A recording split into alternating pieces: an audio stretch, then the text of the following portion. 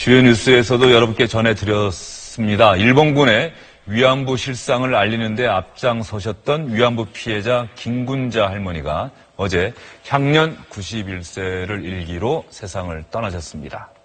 김군자 할머니의 마지막 소원은 일본 정부의 공식 사과와 정당한 배상이었는데요.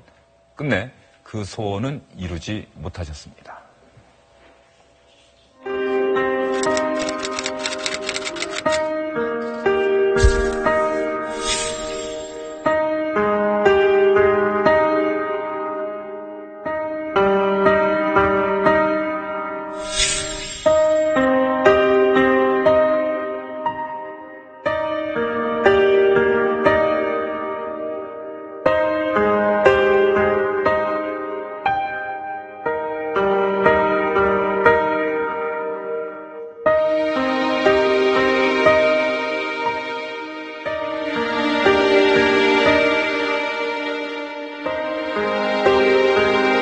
너무나 힘이 들고 저기서 죽으려고 했죠.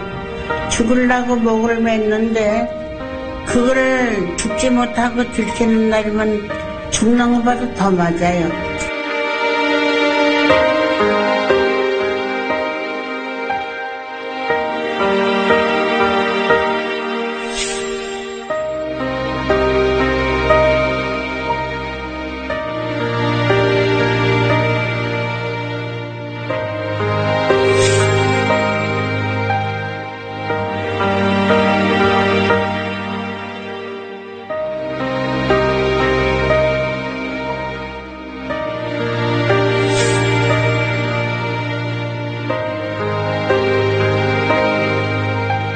마지막 소원은 일본 사람들이 사죄하고 배상했으면 좋겠어요.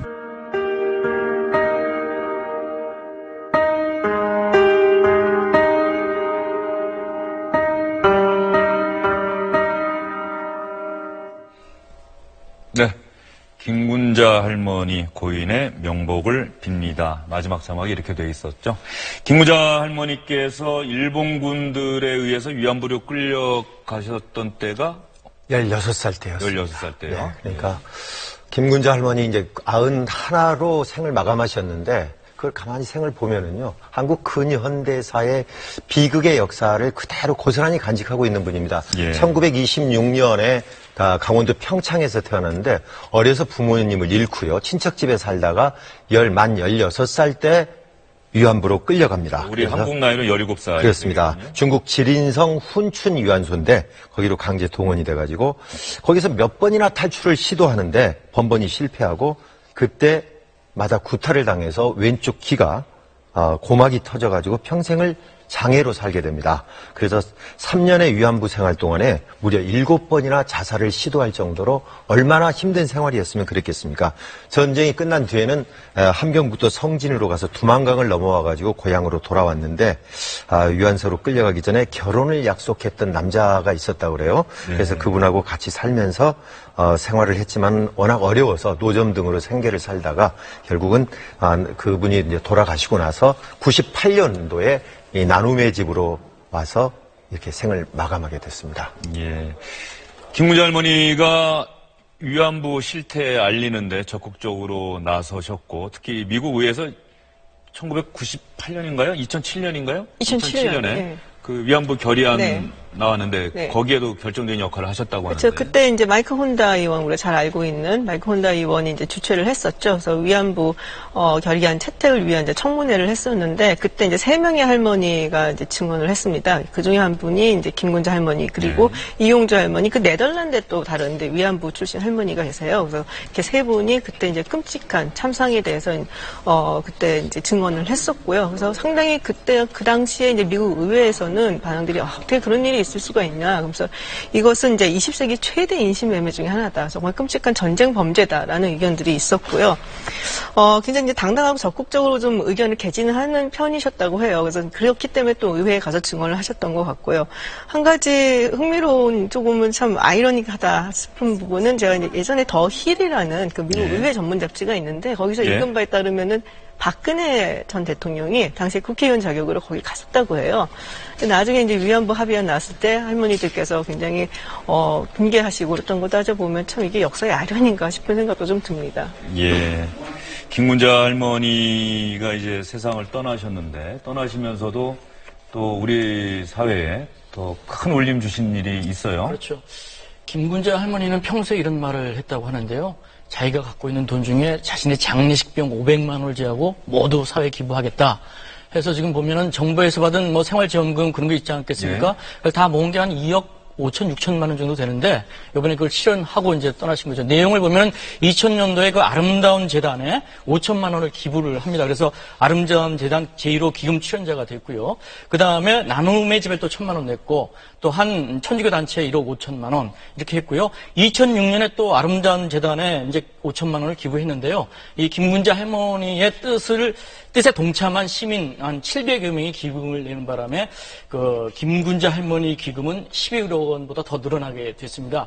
아까도 이제 말씀하시고 들었지만은 일본 정부로부터 공식 사과 받고 정당한 배상 받는 것이 자신의 소원이고 또 배상을 받게 되면은 이 돈도 모두 사회에 기부하겠다 이렇게 말씀을 남겼네요. 예. 이렇게 우리 사회에 큰 울림 주고 가신 김군자 할머니의 마지막 소원 2007년 미의회 증언에서도 말씀하셨습니다만 돌아가시기 얼마 전에도 일본 정부의 공식 사과, 정당한 배상 이것이 저의 마지막 소원입니다. 이렇게 김군자 할머니께서는 말씀하셨습니다. 저는 말은 해도 들을 줄은 모릅니다.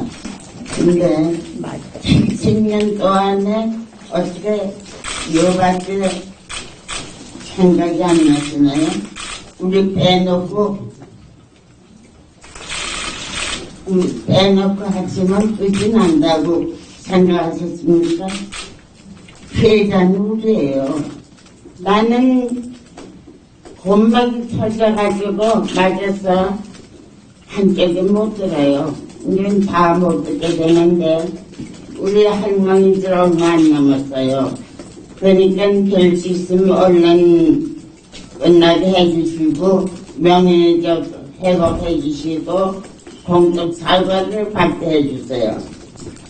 우리 그 이상의 뭐 더 하진 않습니다. 네, 한일 간의 위안부 합의가 이루어지고 난 직후에 고 김군자 할머니께서 저렇게 말씀하셨습니다. 피해자들은 우리들인데 우리를 빼놓고 합의하시면 모든 게 끝이 난다고 생각하십니까? 이렇게 말씀하셨습니다. 김군자 할머님 소식 전해드리고 있는데요. 지금 정부에서 국무조정실에서 그 신고리 원전 5, 6호기 공사 계속할지 말지를 결정할 공론화위원회 위원 명단을 발표하고 있는 것 같습니다. 홍남기 국무조정실장 나와 있는데요. 잠깐 들어보시죠. 국민적 사회가치 확대를 위하여 꾸준히 활동해 오신 분입니다.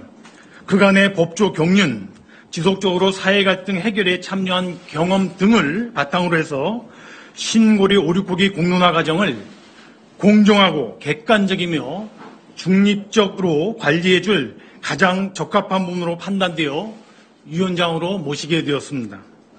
위원으로는 인문사회, 과학기술, 조사통계, 갈등관리 분야 전문가 각 2인씩 총 8분으로 구성키로 함에 따라 다음 8분을 엄선하였습니다. 인문사회 분야 김정인 수원대 교수, 유박난 한국과학개발연구원 부원장, 과학기술 분야 유태경 경희대 교수, 그리고 이성재 고등과학원 교수, 세 번째 조사 통계 분야에는 김영원 숙명여대 교수, 그 다음에 이윤석 서울시립대 교수님이십니다. 마지막으로 갈등관리 분야는 김원동 강원대 교수, 그리고 이희진 한국갈등해결센터 사무총장이십니다. 성별로는 여성이 3분, 남성이 5분이시고 연령별로는 30대 3분, 40대 2분, 50대 3명이 되겠습니다. 위원님들을 한 분 한 분 설명해 드리겠습니다. 김정인 위원께서는 국내에서 행정학, 정책학을 전공한 젊은 학자로서 학계에서 높은 평가를 받고 있으며 사회의 갈등 해결을 위한 공론화 절차를 논의하는 데 적극적인 역할을 할 것으로 기대됩니다. 네, 홍남기 국무조정실장이 발표할 내용이 많다 보니까 상당히 발표를 서둘러서 빨리 읽는 모습인데요. 다시 한번 말씀드리겠습니다. 신고리 원전 5, 6호기 공사 계속할지 말지를 결정하게 될 공론화위원회 위원장으로는 김지영 전 대법관이 선임이 됐습니다. 그리고 8명의 공론화위원 명단도 발표가 됐는데요. 전체적으로는 대부분 다 교수입니다. 인문사회 분야, 과학기술 분야, 조사 통계 분야, 갈등 조정 분야. 맨 마지막에 갈등 조정과 관련해서는 갈등 해결센터의 사무총장, 이혜진 사무총장이 위원으로 인선됐다. 이런 내용입니다. 앞으로 신고리 원전 5, 6호기 공사 계속할지 말지를 이 공론화위원회에서 또 시민배심원단 선임하고요. 시민배심원단에서 최종적으로 결정을 하게 됩니다. 이 소식은 이쯤에서 정리를 하도록 하고요. 저희는 고 김군자 할머니 소식으로 다시 넘어가 보도록 하겠습니다. 김군자 할머님이 세상을 떠나신 뒤로 많은 분들이 김군자 할머니의 빈소를 찾아서 위로의 뜻을 또 하고 있습니다. 계속해서 문재인 대통령도 지금 그 조문을 하셨나요? 아니면 SNS 통해서 밝히셨나요? 그렇죠. 이제 SNS를 통해서 애도의 뜻을 표했는데 거기 이제 남긴 글을 보면 이렇게 돼 있습니다. 지난 2015년 12월 31일 나누네 집에서 할머니를 뵀을 때 피해자는 우리다. 이렇게 말씀하셨던 그 모습을 기억합니다. 이제 모든 고통을 내려놓고 하늘에서 평안하십시오. 이렇게 글을 올렸는데 날짜, 이 생전에 이분을 문재인 대통령이 만났던 때가 2015년 12월 31일이라는 거죠. 그때가 아마 2015년 말이니까 한일 위안부 합의 때문에 굉장히 그 위안부 할머니들이 굉장히 감정이 좀 격앙됐었을 때고 그때 아마 문재인 대통령의 새정치민주연합 대표 자격에서 방문해서 할머니들을 위로를 해드렸던 것 같습니다. 그러니까 문재인 대통령이 한 2년이 거의 지난 건데도 당시에 있었던 일을 정확히 기억하고 있는 거 아니겠습니까? 그 당시의 모습들을 기억을 하고 이 김군자 할머니의 명복을 빈 그런 내용의 SNS에 글을 올렸습니다. 임광 기자, 문재인 대통령은 이렇게 SNS를 통해서 추모의 뜻을 밝혔고요. 지금 예전에 그 만나던 모습이 담긴 화면이 지금 나가고 있는 것 같고요. 예. 또 어떤 분들이 빈소를 찾으신 분들 많죠? 오늘 오전에 이낙연 국무총리가 빈소를 찾았고요. 여야 당 대표들이 모두 찾았습니다. 오전과 오후를 털어서요. 그다음에 국회의원들도 많이 갔고 어제는 남경필 경기지사 그리고 남인순 국회 여성가족위원장 영화 귀향이라고 있죠. 지금 위안부들을 소재로 했던 영화인데 그 조정래 감독 그리고 배우 유지태 씨 등이 빈소를 찾았고요. 어제 저녁에는 위안부 피해자들 그리고 정현백 여성가족부 장관과 강경화 외교부 장관이 조문을 했고요. 이재명 성남시장이라든가 박원순 서울시장 등이 빈소를 찾았습니다. 예. 그런데 빈소를 방문한 강경화 외교부 장관, 사실 한일 위안부 합의 지금 다시 재협상해야 되느냐 이런 얘기들이 많이 나오고 있는데요. 남은 위안부 피해자 할머님들을 위로하면서 강경화 외교부 장관이 이 한일 위안부 합의와 관련해서 상당히 여러 가지로 해석될 수 있는 의미심장한 말을 남겼습니다. 지금 제가 역사에 산적이 있지 않습니까? 있어도 외국 거짓말하고 15개를 팔아먹고 이거는 됩니다. 이거는 너무 분해서 못 견디겠습니다. 하여튼 좀 촘촘히 지금 검토를 해볼 준비를 하고 있습니다. 우리 국민들이 정서적으로 받아들이지 못하는 상황에서 피해자 중에 또 한 분이 이렇게 그 흡족한 답을 못 오신 가운데 가셨구나 하는 생각에 많이 안타깝습니다. 그 검토의 결과의 바탕으로 앞으로 나아갈 방향을 모색하자고 그렇게 준비하고 있습니다. 이용수 위안부 피해자 할머님이 말씀하시는 모습 나갔습니다. 김군자 할머님이랑 같은 마음이시겠죠?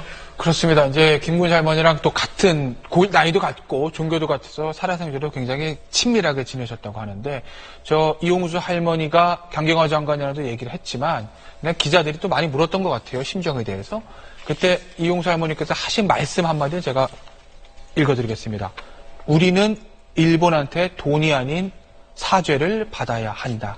이게 살아계시는 위안부 할머니들이 정말 원하는 겁니다. 예. 김진 박사님, 네. 지금 위안부 피해자 할머님들의 뜻과 소원은 분명합니다. 일본 정부의 사과, 그리고 또 진정이 담긴 사과, 그리고 공식적인 배상, 법적인 책임을 인정하라는 거겠죠? 그렇죠. 재협상 가능할까요? 위안부 합의?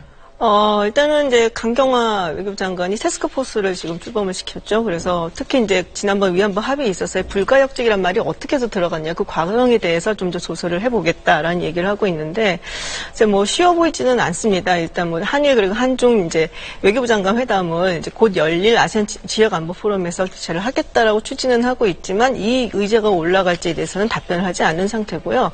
저는 사실 전 정부에서 남겨놓은 숙제 혹은 우리가 해결해야 될 문제 중에서 가장 큰 게 위안부 합의 문제라고 생각을 합니다. 뭐 이 경우는 사실은 국제적인 공조를 굉장히 크게 이끌어낼 수 있는 강력한 의제였는데 이걸 굉장히 국내 정치적으로 이용을 했다는 부분을 솔직히 저는 의심을 할 수밖에 없고요. 그런 부분에 있어서 굉장히 안타깝습니다. 그래서 이게 국제화 됐을 때 가장 파괴력이 크고 저희가 어떻게 보면 절대적인 도덕적인 우위를 가지는 부분이거든요. 근데 이제 이 부분을 굉장히 국내 정치화 했다는 부분에서 책임을 좀 면하기가 좀 어려울 것 같고요. 앞으로 이번 이제 문재인 정부가 풀어나가는 가장 큰 숙제가 되지 않을까 그렇게 생각을 합니다. 네, 김군자 할머님 조금 전에 영상에서도 보셨습니다만 우리가 피해자인데 우리를 빼고 이렇게 이야기하시면 모든 게 끝난다고 생각하셨습니까? 라고 분명하게 말씀하셨습니다. 김군자 할머니 해방된 이후에 36일을 걸어서 고향에 가셨다고 합니다. 수차례 탈출을 시도하다가 일본군들에게 맞아서 고막이 찢어져서 한쪽 귀도 들리지 않는다고 얘기하십니다. 저는 말할 수 있지만 들을 수는 없다고 말씀하셨습니다. 김군자 할머님의 마지막 소원, 일본 정부의 공식적인 사과, 배상, 이 뜻을, 이 소원을 꼭 살아남은 우리들이 이루어야 되지 않을까. 그게 또 지금 출범한 문재인 정부가 해야 될 일이 아닐까 생각됩니다. 다시 한번 고 김군자 할머님의 명복을 빕니다.